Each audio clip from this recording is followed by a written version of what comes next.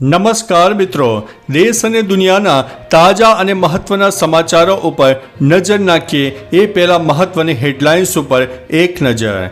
આદિવાસી વિસ્તારોમાં ભારત બંધની અસર, શું તારક મહેતામાં અબ્દુલ પણ બદલાશે? હાર્પિક ડેટોલ સાબુ ખરીદતા પહેલા ચેતી જજો। ટીએમસી નેતાએ કોલકાતા કાંડની તુલના પુલવામા સાથે કરી છે। એક પણ વિદ્યાર્થી ન હોય તેવી રાજ્યની પ્રથમ શાળા સામે આવી છે। સોના ચાંદીના ભાવમાં વધારો જોવા મળ્યો છે। મફત પગાર લેનાર શિક્ષકોને કરાયા છે બરતરફ। સૌરવ ગાંગુલી ડોક્ટરો સાથે રેલીમાં જોડાયા હતા। બદલાપુર કેસના આરોપી વિરુદ્ધ કોર્ટનો મોટો નિર્ણય સામે આવ્યો છે।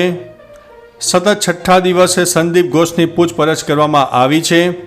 24 કલાકમાં ગુનેગારોને ઝડપીને જેલના હવાલે કરો તેવું જ્ઞાનીબેને કહ્યું છે। અનામત પર સુપ્રીમ કોર્ટનો વધુ એક મોટો નિર્ણય સામે આવ્યો છે। હવે મિત્રો સમાચાર વિસ્તારથી જાણીએ તો સુપ્રીમ કોર્ટે અનામતને લઈને મોટો નિર્ણય આપ્યો છે। મધ્યપ્રદેશના હાઈકોર્ટના નિર્ણયને રદ કરતા સુપ્રીમ કોર્ટે કહ્યું છે કે જો ઓબીસી, એસસી અને એસટીના હોશિયાર વિદ્યાર્થીઓ યોગ્યતાના આધારે જનરલ કોટાની બેઠકો પ્રવેશ મેળવવાના હકદાર છે તો તેમને માત્ર બિન અનામત બેઠકો પર જ પ્રવેશ મળવો જોઈએ। આરક્ષિત કેટેગરીના હોશિયાર વિદ્યાર્થીઓને એમપીની મેડિકલ કોલેજોમાં જનરલ કોટામાં પ્રવેશ આપવાનો ઇનકાર કરાયો છે। મિત્રો, અન્ય મહત્વના સમાચારની વાત કરીએ તો 24 કલાકમાં ગુનેગારોને ઝડપીને જેલના હવાલે કરો। બાબરમાં જૈન સાધ્વીજીની છેડતી બાદ લોકસભાના સાંસદ જ્ઞાનીબેન ઠાકોરની પોલીસને અપીલ કરી છે કે ગુનેગારોને 24 કલાકની અંદર જેલના હવાલે કરવામાં આવે। આ ઉપરાંત તેમણે એમ પણ કહ્યું છે કે રાજ્યમાં ધર્મ પણ સલામત નથી। જ્ઞાનીબેને રાજ્યની કાયદો અને વ્યવસ્થા પર સવાલો ઊભા કર્યા છે। ઉલ્લેખનીય છે કે બાબરમાં જૈન સાધ્વીજીની છેડતી કરવાના પ્રયાસ મામલે જૈન સમાજમાં રોષ ફેલાયો છે। મિત્રો, અન્ય મહત્વના સમાચારની વાત કરીએ તો સતત છઠ્ઠા દિવસે સંદીપ ઘોષની પૂછપરછ। આરજીકર મેડિકલ કોલેજના પૂર્વ પ્રિન્સિપાલ સંદીપ ઘોષ કોલકાતા કાંડની તપાસ કરી રહેલી સીબીઆઈના રડાર પર છે। સીબીઆઈએ સતત છઠ્ઠા દિવસે તેમની પૂછપરછ હાથ ધરી હતી। છેલ્લા 5 દિવસમાં તપાસ એજન્સીએ તેની 64 કલાક પૂછપરછ કરી છે। સીબીઆઈએ આ કેસમાં સંદીપની ભૂમિકા શંકાસ્પદ લાગી રહી છે। તેણે પોતાના મોબાઈલનું કોલ રેકોર્ડિંગ પણ ડિલીટ કરી દીધું છે। આવી સ્થિતિમાં તેની સતત પૂછપરછ કરવામાં આવી રહી છે। મિત્રો, અન્ય મહત્વના સમાચારની વાત કરીએ તો બદલાપુર કેસના આરોપી વિરુદ્ધ કોર્ટનો મોટો નિર્ણય। બદલાપુર કેસમાં ધરપકડ કરાયેલા આરોપી અક્ષય શિંદેને કોર્ટમાં રજૂ કરવામાં આવ્યો હતો। સુનાવણી બાદ કોર્ટે આરોપી શિંદેને 24 ઓગસ્ટ સુધી પોલીસ કસ્ટડીમાં મોકલી દીધો છે।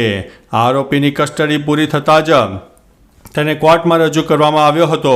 બદલાપુરમાં શાળામાં એક બાળકી પર જાતીય શોષણને લઈને બનેલી ઘટનાનો વિરોધ કરી રહેલા લગભગ 300 લોકો વિરુદ્ધ પણ એફઆઈઆર નોંધવામાં આવી છે।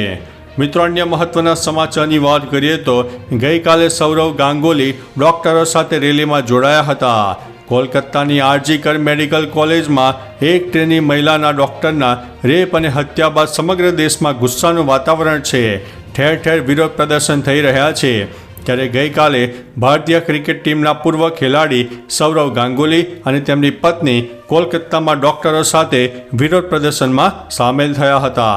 આ સિવાય કોલકાતા કેસના વિરોધમાં સૌરવ ગાંગુલીએ પોતાના એક્સ એકાઉન્ટનું ડીપી પણ બ્લેક કરી દીધું હતું। મિત્રો, અન્ય મહત્વના સમાચારની વાત કરીએ તો મફત પગાર લેનારા શિક્ષકોને કરાયા છે બરતરફ। લાંબા સમયથી બિનઅધિકૃત રીતે ગેરહાજર રહેતા 9 શિક્ષકોને જિલ્લા શિક્ષણ વિભાગ દ્વારા નોટિસ આપીને હાજર થવાની તાકીદ કરાઈ હતી। તેમ છતાં હાજર ન થતાં 2006ના ઠરાવ અન્વયે ફરજિયાત રાજીનામું તેમજ બરતરફનો હુકમ કરવામાં આવતા શિક્ષણ વિભાગમાં હડકંપ મચી ગઈ છે।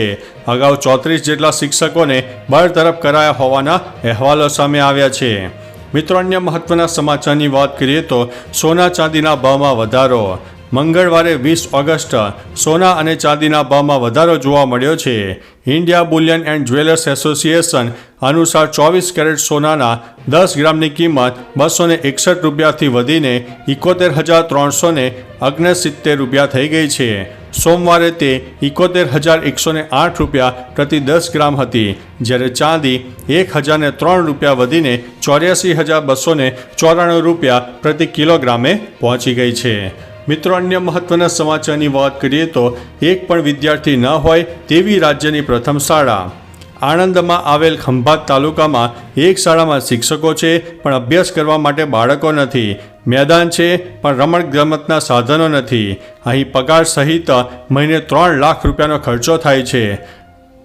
નગરા રોડ પર બીડી રાવ કોલેજ કેમ્પસમાં ખાનગી સ્કૂલમાં વિદ્યાર્થીઓની સંખ્યા ખૂબ છે, જ્યારે જ્યુબિલી માધ્યમિક હાઈસ્કૂલમાં શૈક્ષણિક સત્ર શરૂ થયાને 2 માસનો સમય પણ થઈ ગયો હોવા છતાં અભ્યાસ માટે એક પણ વિદ્યાર્થીઓ આવતા નથી.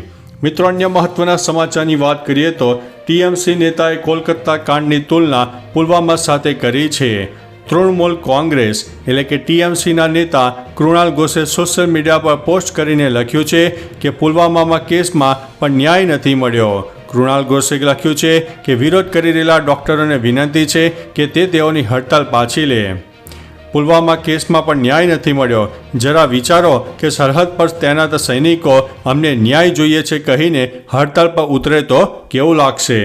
મિત્રો, અન્ય મહત્વના સમાચારની વાત કરીએ તો હાર્પિક ડેટોલ સાબુ ખરીદતા પહેલાં સાવધાન થઈ જાઓ. રાજ્યમાં નકલી કારોબાર વધતો જોવા મળી રહ્યો છે, ત્યારે સુરતમાં નકલી વસ્તુઓ બનાવતી વધુ એક ફેક્ટરી ઝડપાઈ છે. નકલી વસ્તુઓ બનાવીને પેકિંગ પર હાર્પિક ડેટોલ સહિતની બ્રાન્ડેડનો લેબલ લગાવીને માર્કેટમાં વેચાણ કરતા હતા.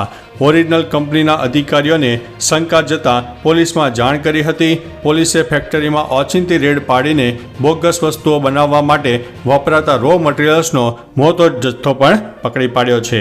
મિત્રો, અન્ય મહત્વના સમાચારની વાત કરીએ તો શું તારક મહેતામાં અબ્દુલ પણ બદલાશે?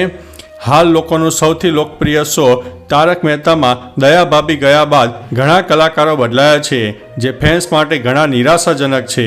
ત્યારે હવે શોમાંથી અબ્દુલ પણ બદલાઈ શકે તેવી અટકળો ચાલી રહી છે. શોમાં છેલ્લા 3 એપિસોડથી અબ્દુલ ગાયબ જોવા મળી રહ્યો છે. ત્યારે હાલ સોશિયલ મીડિયા અને લોકચર્ચાએ એવું જાણવા મળી રહ્યું છે કે થોડાક જ દિવસોમાં અબ્દુલની જગ્યા પર બીજા કલાકાર આવી શકે છે. મિત્રો, આ સમાચારની પુષ્ટિ અમારી ચેનલ કરતી નથી. મિત્રો, અન્ય મહત્વના સમાચારની વાત કરીએ તો આદિવાસી વિસ્તારોમાં ભારત બંધની અસર. આદિવાસી સંગઠનો દ્વારા એસસી અને એસટી અનામતમાં ક્રિમિનલ લાગુ કરવાના નિર્ણયને લઈને અંબાજીથી ઉમરગામ સુધીનું બંધનું એલાન કર્યું હતું. આ દરમિયાન મોટાભાગના વિસ્તારોમાં બંધની અસર જોવા મળી હતી. આમ આદમી પાર્ટીના ધારાસભ્ય ચૈતર વસાવાએ આ મામલે કહ્યું છે કે સુપ્રીમ કોર્ટના એસસી અને એસટીને આપવામાં આવેલા આરક્ષણમાં ક્રિમિનલ લાગુ કરી રાજ્ય સરકારોને વર્ગીકરણ કરવાની સ્વતંત્રતા આપવાના ચુકાદાનો અમે વિરોધ કરીએ છીએ. તો ચાલો મિત્રો, ફરીથી દેશ અને દુનિયાના સુપરફાસ્ટ સમાચાર લઈને મળતા રહીશો. ત્યાં સુધી અમને રજા આપશો. નમસ્તે.